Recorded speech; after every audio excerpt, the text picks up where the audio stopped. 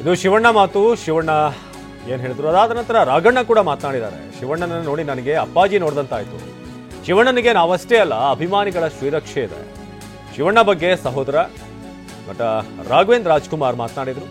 ನನಗೆ ಅಪ್ಪಾಜಿ ಕಾಡಿನಿಂದ ವಾಪಸ್ ಬಂದಾಗಾಯ್ತು. ಏನು ಅಪಹರಣ ಆಗಿತ್ತು ಆ ಸಂದರ್ಭದಲ್ಲಿ. ಆ ದಿನಗಳ ನೆನಪಾಯ್ತು ನನಗೆ. ನನ್ನ ಆಯಸ್ಸು ಕೂಡ ಶಿವಣ್ಣನಿಗೆ ಇರಲಿ ಅಂತ ರಾಘಣ್ಣ ಹಾರೈಸಿದರು. ಶಿವು, ನೀನು ಯಾವಾಗಲೂ ಚೆನ್ನಾಗಿರ್ತೀಯಪ್ಪ. ನಮ್ಮ ಆಯುಷೆಲ್ಲ ನಿನಗೆ ಇರಲಿ. ಆರಂಭದಲ್ಲಿ ಸುದ್ದಿ ಗೊತ್ತಾಗ ಅದು ಆತಂಕ ಅನ್ನೋದಿರುತ್ತಲ್ಲ ನಿಮ್ಗೆ ಕಾಡಿತ್ತು, ಭಾರಿ ಕಷ್ಟ ಆಯ್ತು. ನಾ ಹೇಳ್ದಲ್ಲ, ನಮ್ಮ ತಂದೆ ಕಿಡ್ನ್ಯಾಪ್ ಆದಾಗ ಎಷ್ಟೊಂದು ದುಃಖ ಆಗಿತ್ತು. ಅವನಿಗೆ ಸುದ್ದಿ ಗೊತ್ತಾದಾಗ ಅಷ್ಟು ದುಃಖ ಆಗಿತ್ತು. ಇವತ್ತು ನಮ್ಮ ತಂದೆ ರಿಲೀಸ್ ಆದಮೇಲೆ ಯಾವ ಥರ ಖುಷಿ ಆಯಿತು. ಅವ್ನು ಬಂದಿದ್ದು ನೋಡಿ ಅಷ್ಟು ಖುಷಿ ಆಗ್ತಿದೆ. ಎಲ್ರಿಗೂ ಸಮಾನ ಇಲ್ಲ, ಹೊಂದಾಣಿಕೆ ಅಷ್ಟು ಹೊಂದಾಣಿಕೆ ಇದೆ. ಎರಡು ಅಷ್ಟು ಸಂತೋಷವಾಗಿದೆ. ಈ ಸಂತೋಷ ಬರುತ್ತಂತಿದ್ವಿ, ಬಂದಾಯ್ತು. ಇವತ್ತು ನಿಮ್ಮಲ್ಲಿ ನಾನು ಈ ಸಂತೋಷ ಹಂಚ್ಕೋತಾ ಇದ್ದೆ, ಮಾಡ್ತಾ ಇದ್ದೆ. ಶಿವಣ್ಣ ಡೈಲಿ ಫೋನ್ ಮಾಡ್ತಿದ್ದೆ. ಆ ಟೈಮಿಂಗ್ ನೋಡ್ಕೊಂಡು ನಮಗೆ ನೈಟ್ ಇದ್ದಾಗ ಅವ್ರಿಗೆ ಬೆಳಗ್ಗೆ ಇರೋದು. ಆ ಟೈಮಲ್ಲಿ ನೋಡಿ ಮಾತಾಡಿದೆ. ಅವರು ICU ಇದ್ದಾಗಲೇ ಮಾತಾಡಿದರು. ಮಾತಾಡಿದ್ಮೇಲೆ ಧೈರ್ಯ ಬಂತು. ಯಾವಾಗ ಟೆಸ್ಟ್ ಆಗಿ ಇನ್ಮೇಲೆ ಇಲ್ಲ ಅಂತ ಗೊತ್ತಾಯಿತು, ಕ್ಯಾನ್ಸರ್ ಇಲ್ಲ ಅಂತ ಗೊತ್ತಾಯಿತು, ಅವಾಗ ಇನ್ನೂ ತುಂಬ ಖುಷಿ ಆಯಿತು. ಅವ್ನಿಗೆ ಯಾವಾಗಲೂ ಎನರ್ಜಿ ಅಂತಿದ್ರು. ಇವತ್ತು ಅವನಿಗೆ ನಿಜವಾದ ಎನರ್ಜಿ ಇದೆ ಅಂತ ಗೊತ್ತಾಗ್ಬಿಡ್ತು, ಪ್ರೂವ್ ಆಯಿತು. ಇವಾಗ ಇನ್ಮೇಲೆ ಶುರು ಆಗೋದು. ಈಗ ಬಂದಿದ್ದಾನೆ, ಇನ್ಮೇಲೆ ನಿಜವಾದ ಶಿವರಾಜ್ಕುಮಾರ್ ಹೊರಗಡೆ ಬರ್ತೇನೆ. ಯಾವಾಗ ನಿಮ್ಮನ್ನೆಲ್ಲ ನೋಡಿ ನಿಮ್ಮ ಹವಾ ಅವ್ನು ಪಟ್ಟು, ನಿಮ್ಮ ಹವಾ ಅವ್ನು ಸೋಕಿದಾಗ ವಾಪಸ್ ಬಂದ್ಬಿಡ್ತಾನೆ. ಮತ್ತೆ ಅದೇ ಶಿವರಾಜ್ಕುಮಾರ್ ನೋಡ್ಬೋದು. ಇನ್ನು ಹೆಚ್ಚಿನ ಎನರ್ಜಿ ಇರೋ ಶಿವರಾಜ್ಕುಮಾರ್ ನೀವೆಲ್ಲ ನೋಡ್ಬೋದು. ಅವ್ರಿಗಿರುವಂಥ ಆತ್ಮಸ್ಥೈರ್ಯ ಎಲ್ಲರಿಗೂ ಒಂದು ದೊಡ್ಡ ಪಾಠವಾಗಿ ನಿಂತ್ಕೊಡುತ್ತೆ. ಹೌದಪ್ಪಾಜಿ, ಒಂದು ಪಕ್ಷ ದೇವರು ಅದಕ್ಕೆ ಕೊಟ್ಟಿರ್ತದೆ. ಏನು ಯಾರು ನೋಡೋದು ಬೇಡ, ಎಲ್ರಿಗೂ ಒಂದು ಚಾನ್ಸ್ ಇರುತ್ತೆ, ಮುಂದಕ್ಕೆ ಬರ್ಬೋದು, ಯಾರು ಬೇಕಾದ್ರೆ ಗುಣ ಆಗ್ಬೋದು ಅಂತ ಒಂದು ಸ್ಫೂರ್ತಿ ಕೊಡೋಕ್ಕೆ ಬಂದಿದ್ದಾನೆ ಶಿವು. ನೀನು ಯಾವಾಗ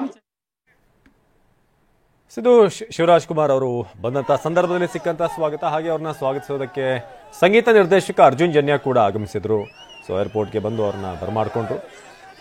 ಹಾಗೆ ಅಭಿಮಾನಿಗಳು ಸೇಬಿನ ಆಹಾರ ಹಾಗೆ ದೃಶ್ಯದಲ್ಲಿ ನೋಡ್ತಿರೋ ಹಾಗೆ. ಇನ್ನು ಅರ್ಜುನ್ ಜನ್ಯ ಏನು ಹೇಳಿದ್ರು ಬನ್ನಿ ನೋಡೋಣ. ಅದಕ್ಕೆ ಶಿವಣ್ಣ ಅಂತ ಹೇಳೋದು ಸರ್, ಅದಕ್ಕೆ ಇಷ್ಟು ಜನ ತುಂಬಿರೋದು. ಯಾಕಂತಂದರೆ ನಮ್ಮ ಸಿನಿಮಾನೂ ಅಷ್ಟೇ ಎಲ್ಲ ಕೆಲಸಗಳನ್ನ ಅವ್ರದ್ದು ಏನೇನಿತ್ತು, ಡಬ್ಬಿಂಗ್ವರೆಗೂ ಏನೇನಿತ್ತು ಎಲ್ಲ ಕೆಲಸ ಕ್ಲೀನಾಗಿ ಮುಗಿಸಿ, ನಾವು ಯಾರೂ ಕೇಳಿಲ್ಲ. ನಮ್ಗೆ ಆ ಟೈಮಲ್ಲಿ ತೊಂದರೆ ಕೊಡೋಕ್ಕೂ ಇಷ್ಟ ಇರಲಿಲ್ಲ. ಅಣ್ಣನೇ ಫಾಲೋ ಅಪ್ ಮಾಡಿ ಚಿಕ್ಕ ಟೀಸರ್ದು ಏನೋ ವರ್ಕ್ ಇದ್ರೂ ಅದರ ಡಬ್ಬಿಂಗ್ ಮುಗಿಸಿ ಎಲ್ಲನೂ ಮುಗಿಸಿ ಅಲ್ಲಿ ಹೋಗಿ ಮತ್ತೆ ನಾವು ಮೊನ್ನೆ ಒಂದು ಮೋಷನ್ ವಿಡಿಯೋ ಬಿಡ್ಬೇಕಾದ್ರೆ ಅವರೇ ವಿಡಿಯೋ ಕಳಿಸಿ ಅವರ ವ್ಯಕ್ತಿತ್ವಕ್ಕೆ ಎಷ್ಟು ಮಾತಾಡಿದ್ರು ಕಮ್ಮಿ ಸರ್. ನಾವು ಅವರಿರೋ ಟೈಮಲ್ಲಿ ನಾವೆಲ್ಲ ಇದ್ದೀವಿ ಅನ್ನೋದೇ ನಮ್ಮ ಸೌಭಾಗ್ಯ ಅಂತ ಹೇಳ್ಬೋದು. ಭಾಳ ಮನ್ಸಿಗೆ ನೋವಾಯಿತು ಆ ಟೈಮಲ್ಲಿ. ಈ ವಿಷಯ ಕೇಳೇ ತುಂಬ ದುಃಖ ಆಯಿತು. ಅದಾದಮೇಲೆ ಶಿವಣ್ಣ ಸೆಟ್ಟಲ್ಲಿ ಬಂದು ಇದ್ದಿದ್ದ ರೀತಿ ನೋಡಿ ಪ್ರತಿನಿತ್ಯನೂ ಅದು ಒಂದು ಕಣ್ಣಲ್ಲಿ ನೀರು ತುಂಬ್ಕೊಳ್ಳಲ್ಲ, ಅಷ್ಟು ಡಸ್ಟ್ ಇರೋದು. ನಮ್ಮ ಪ್ರತಿನಿಧಿ ಮಾಲ್ತೇಶ್ ಜಗ್ಗಿನ್ ಈ ಬಗ್ಗೆ ಹೆಚ್ಚಿನ ಮಾಹಿತಿಯನ್ನು ನೀಡ್ತಾರೆ ನೇರ ಸಂಪರ್ಕದಲ್ಲಿ. ಜಗ್ಗಿನ್, ಸರಿಯಾಗಿ ಸುಮಾರು ಒಂದು ತಿಂಗಳ ಹಿಂದೆ ಅಂತ ಅನ್ಸುತ್ತೆ ಭೈರತಿ ರಣಗಲ್ನ ಒಂದು ಇಂಟರ್ವ್ಯೂ ಹೋಗಿದ್ದಾಗ ನಾವಿಬ್ರು ಶಿವಣ್ಣನಿಗೆ ಒಂದಷ್ಟು ಹಾರೈಸಿ ಬಂದಿದ್ವಿ, ನೀವು ಆರೋಗ್ಯವಾಗಿ ವಾಪಸ್ ಬರ್ತೀರಾ ಅಂತ. ಯಾಕಂದ್ರೆ ಅಂತ ಒಂದು ಬಾಂಡಿಂಗ್ ಬರೀ ನಮಗೆ ಮಾತ್ರ ಅಂತಲ್ಲ, ಮೀಡಿಯಾದವರು ಅಂತಲ್ಲ, ಅಭಿಮಾನಿಗಳು ಎಲ್ರಿಗೂ ಕೂಡ. ಹಾಗೆ ಶಿವಣ್ಣ ಕಿಂಗ್ ತರ ವಾಪಸ್ ಬಂದಿದ್ದಾರೆ. ಹೇಗಿದೆ ಅವರಿಗೆ ವೆಲ್ಕಮ್, ಹೇಗೆ ಸಿಕ್ತು, ಆರೋಗ್ಯ ವಿಚಾರವಾಗಿ ಹೇಗಿದ್ದಾರೆ, ಎಷ್ಟು ಫಿಟ್ ಆಗಿದ್ದಾರೆ, ಸೊ ಏನೇನು ಅಂದ್ರು, ಹೇಗಿತ್ತು ವೆಲ್ಕಮ್ ಅಂತ?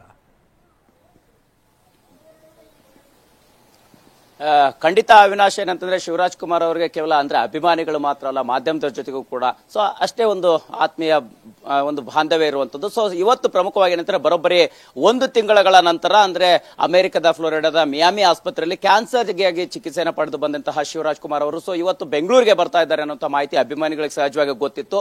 ಹೀಗಾಗಿ ಅದನ್ನ ವಿಶೇಷವಾಗಿ ಸಂಭ್ರಮಿಸಲಿಕ್ಕೆ ಬೆಂಗಳೂರಿನ ಏರ್ಪೋರ್ಟ್ ಇಂದ ಹಿಡಿದು ಅವರ ಮಾನೆತಟೆಕ್ ಪಾರ್ಕ್ ನ ನಿವಾಸದವರೆಗೂ ಕೂಡ ಅಭಿಮಾನಿಗಳಿರುವಂತದ್ದು. ಅಲ್ಲಲ್ಲಿ ಅಭಿಮಾನಿಗಳಿದ್ರು, ಜೊತೆಯಾದ್ರು. ಸೊ ಸೇಬಣ್ಣಿನ ಹಾರವನ್ನು ಹಾಕುವಂತದ್ದಾಗಿರ್ಬೋದು. ವಿಶೇಷವಾಗಿ ಏನಂತಾರೆ, ಅವರು ನಿವಾಸಕ್ಕೆ 1 ತಿಂಗಳ ನಂತರ ಮರಳ್ತಾರೆ ಅನ್ನುವಂಥ ಸುದ್ದಿನ ತಿಳಿದಿರತಕ್ಕಂತಹ ಅಭಿಮಾನಿಗಳು ಹಾಗೆ ಅವರ ಮನೆಯವರೆಲ್ಲರೂ ಕೂಡ ಸೇರ್ಕೊಂಡು ಹೂವಿನ ಹಾಸಿಗೆಯನ್ನ ಮಾಡಿದ್ದಂಥದ್ದು ವಿಶೇಷವಾಗಿರುವಂತದ್ದು. ಸೊ ಅಂದ್ರೆ ಶ್ರೀಮುತ್ತು ನಿವಾಸಕ್ಕೆ ಎಂಟ್ರಿ ಕೊಡ್ತಿದ್ದಂತೆ ಅಲ್ಲಿಂದ ಹಿಡಿದು ಸೊ ಅವರ ನಿವಾಸ ಒಳಗಡೆ ಹೋಗುವಂತ ಸಂದರ್ಭಕ್ಕೂ ಕೂಡ ಒಂದು ಹೂಗಳನ್ನ ಹಾಕಿ ಅಲಂಕಾರ ಮಾಡಿರ್ತಕ್ಕಂಥದ್ದು, ಶೃಂಗಾರ ಮಾಡಿರ್ತಕ್ಕಂಥದ್ದು ಒಂದು ಕಡೆ. ಆದ್ರೆ ಶಿವಣ್ಣ ಕೂಡ ಒಂದಿಷ್ಟು ಹೋಗುವಂತ ಸಂದರ್ಭದಲ್ಲಿ ಅಂದ್ರೆ ಡಿಸೆಂಬರ್ 18ಕ್ಕೆ ಹೋಗುವಾಗ ಭಾವುಕರಾಗಿದ್ದೆ. ಸಹಜವಾಗಿ ಇಂಥದ್ದೊಂದು ಕಾಯಿಲೆ ಅಂದಾಗ ಎಲ್ರಿಗೂ ಕೂಡ ಕುಗ್ಗಿಸುತ್ತೆ. ಆ ರೀತಿ ನನ್ನಲ್ಲೂ ಒಂದು ಭಾವನೆ ಇತ್ತು. ಬಟ್ ಅಮೆರಿಕದ ಆಸ್ಪತ್ರೆಯಲ್ಲಿ ಚಿಕಿತ್ಸೆಯನ್ನ ಪಡೆದು ಬಂದ ನಂತರ ಆಸ್ ಯೂಶುವಲ್ ನಾನು ಎನರ್ಜಿ ಬಂಡಲ್ ಆಗಿದ್ದೀನಿ. ಸೊ ಮತ್ತೆ ನನ್ನ ಕೆಲಸ ಕಾರ್ಯಗಳನ್ನ ಆರಂಭಿಸ್ತೇನೆ ಅನ್ನುವಂತ ಮಾತುಗಳನ್ನು ಹೇಳೋದ್ರ ಜೊತೆಗೆ ಸಹಜವಾಗಿ ಇಂತಹ ಸನ್ನಿವೇಶವನ್ನು ನಿಭಾಯಿಸುವಲ್ಲಿ ಇಡೀ ಗೀತಕ್ಕಾಗಿರ್ಬೋದು, ಹಾಗೆ ಅವರ ಕುಟುಂಬಸ್ಥರಾಗಿರ್ಬೋದು, ಮತ್ತೆ ಸ್ಟಾರ್ಗಳು ಕೂಡ ಕರೆ ಮಾಡಿ ಮಾತನಾಡಿರುವಂತಹ ಎಲ್ಲಾ ಸನ್ನಿವೇಶಗಳನ್ನ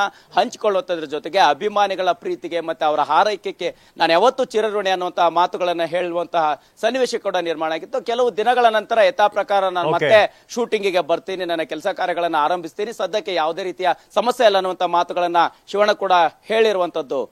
ಅವಿನಾಶ್, ಧನ್ಯವಾದ ಜೋಗಿನ್.